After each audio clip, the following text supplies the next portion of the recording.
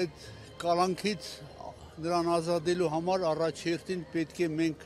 միավորվենք եւ ոչ թե մենակ Սամվել Կարապետյանը, այլ մյուսների հարցնել մենք կարողանանք լուծել։ Դրա համար ժողովուրդը պետք է իմանա, որ այս կառավարությունը ոչ թե ոնց է կոչում իրենց այդ կուսակցությունը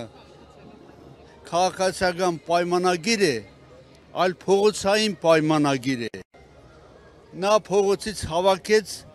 տարբեր խաժամուժ անձանց եւ կազմեց կառավարություն,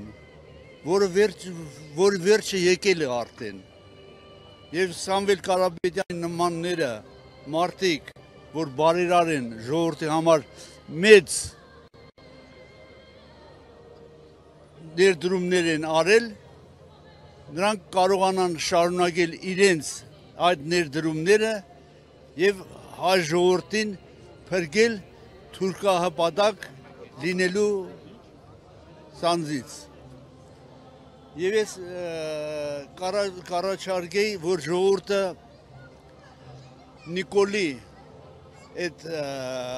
աջակցողներին ոչ թե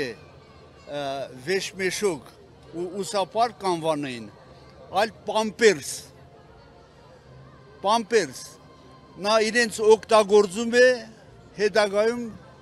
փողոց շպրտելու համար, իրեն կարիքների համար։ Իսկ ինչ կարծիք ունեք եկեղեցու շուրջ կատարվող իրադարձությունների հետ։ Դա հանցագործություն է հայ ժողովրդի հանդեպ, ուրիշ ոչ մի բան չեմ կարող ասել, դա հանցագործություն է հայ ժողովրդի ինքնությունը պաշտպանելու դեմ։ Ի վերջո, որն է ձեր պայքարը, ինչու եք այստեղ։ Որ միանամ երիտասարդներին, ես 84 տարեկան եմ, կլինեմ այս պայքարի առաջին շարքերում, առողջությունը ներում եմ, ու ցանկանում եմ մեր բոլորին հաջողություն, ինչքան շուտ այս կառավարության վերջը դրվի օրենքի սահմաններում, այդքան շուտ հայ ժողովուրդը սկսի նոր